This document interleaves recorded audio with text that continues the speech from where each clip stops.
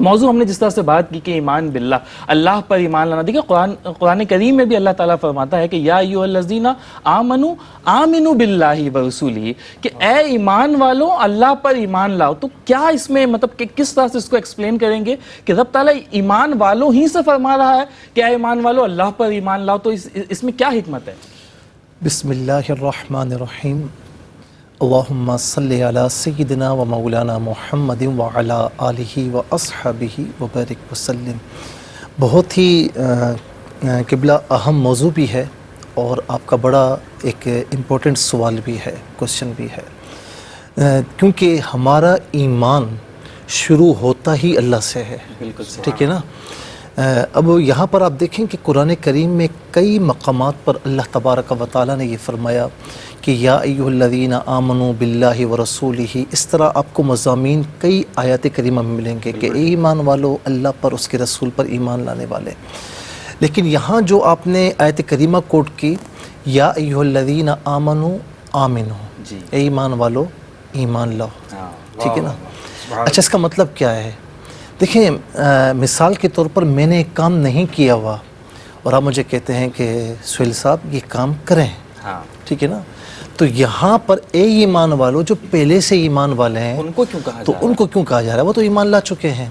اس کا مطلب یہ ہے جیسے اس کی مثال ایسی اہدنا الصراط المستقیم، بولا ہمیں سیدھا راستہ چلا. بھائی چل تو چکے ہیں آپ، اس پر استقامت عطا فرما. تو چلا چکا ہے ہمیں، تو نے سیدھا راستہ ہمیں دکھا دیا ہے، اب چلا تو چکا ہے لیکن اس پر استقامت عطا فرما. یہاں پر آپ کو یوں سمجھ لیجیے کہ یاد دلایا جا رہا ہے کہ تم ایمان تو لا چکے ہو، تم مومن تو ہو، لیکن شیطان بھی ہے نا ساتھ میں. شیطان بھی اپنا کام کر رہا ہے، کیونکہ اللہ تعالیٰ یعنی معبود اور عبد کے درمیان جو سب سے بڑا دشمن ہے، وَإِمَّا يَنزَغَنَّكَ مِنَ الشَّيْطَانِ نَزْغٌ فَاسْتَعِذْ بِاللَّهِ، سب سے بڑا دشمن شیطان ہے. یہ کبھی بھی عبد کو اپنے معبود سے جڑنے نہیں دیتا، یہ درمیان میں رخنہ ڈالنے کی کوشش کرتا ہے کہ جہاں پر عبد کوشش کرے وہاں پر یہ کوششوں کو برباد کرتا ہے.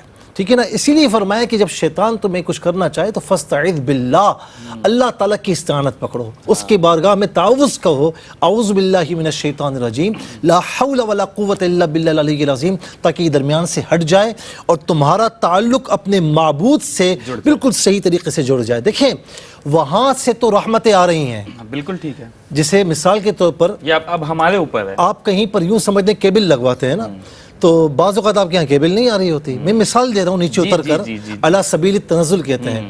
آپ کیبل والے کو فون کرتے ہیں کہ بھائی وہ اگر دیکھتا ہے، وہ بعض اوقات کہتا ہے کہ بھائی پیچھے سے صحیح آ رہا ہے، آپ کے ہاں مسئلہ، آپ کے یہاں سے خرابی ہے. ٹھیک ہے نا.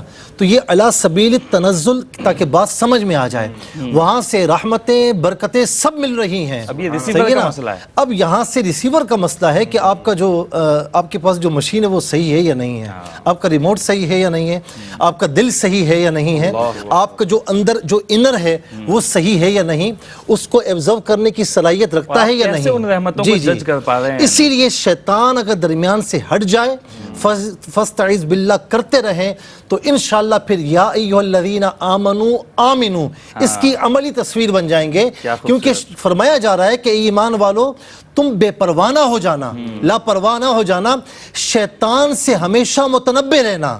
اب شیطان کو اگر تم نے دور کر دیا ہے نا، اس کا مطلب یہ کہ تم ایمان پر استقامت حاصل کر جاؤ گے. یہی دنیا اور آخرت کی کامیابی ہے. مفتی صاحب اس میں ایک ضمنی سوال ساتھ ہی لیتا ہوں، پھر علامہ صاحب کی جانب جاؤں گا کہ شیطان جو ہمیں بہکاتا ہے، ہم نے یہ سن رکھا ہے کہ وہ جتنی صورتوں میں بہکاتا ہے ان میں سے جو اکثر صورتیں وہ نیک صورتیں ہوتی ہیں. وہ دھوکہ اس طرح سے دینے کی کوشش کرتا ہے کہ انسان کو لگتا ہے کہ یار یہ تو میں یہ ٹھیک کام کر رہا ہوں، لیکن در حقیقت وہ ہمیں بہکا رہا ہے. یہ بڑا آپ نے اہم سوال کیا ہے کہ شیطان بعض اوقات نیکی سے روکتا بھی نہیں ہے. ٹھیک ہے نا. اچھا اول تو وہ آپ کو، کیونکہ اس نے وعدہ کیا ہے نا، ثم لآتینہم من بین ایدیہم ومن خلفہم وعن ایمانہم وعن شمائلہم، بولا میں نے چھوڑوں گا نہیں، ان کے آگے پیچھے دائیں بائیں سے آؤں گا، چھوڑوں گا نہیں. اور یہ بھی کہا کہ جو نیک بندے ہوں گے ان پر اس کا اثر نہیں ہوتا. ٹھیک ہے نا.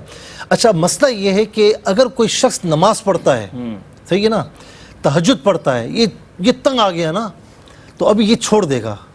نماز آپ کو نماز سے روکے گا نہیں، لیکن آپ سے ریاکاری کروائے گا. اللہ، دل میں یہ वसवसा डाल देगा कि यार तुम तो बड़े ही नेक हाँ, इंसान आप हो। नहीं आप बोलेंगे फकीर तहज्जुद पढ़ता है, रात को उठकर जरा सा पढ़ लेता है, कहीं ना कहीं आपसे उगलवाएगा। अच्छा, आप अल्लाह की राह में देते हैं ना, रोक रोक कर थक गया, थकता नहीं है ये, तंग आ गया है ना, तो फिर आपसे रियाकारी करवाएगा, हाँ, तस्वीरें खिंचवाना, ये करना, जरा सा लोगों में सेठ साहब, मलिक साहब, ये छोड़ता नहीं है, बिल आखिर तबाह बर्बाद कर देता है। बहुत खूबसूरत।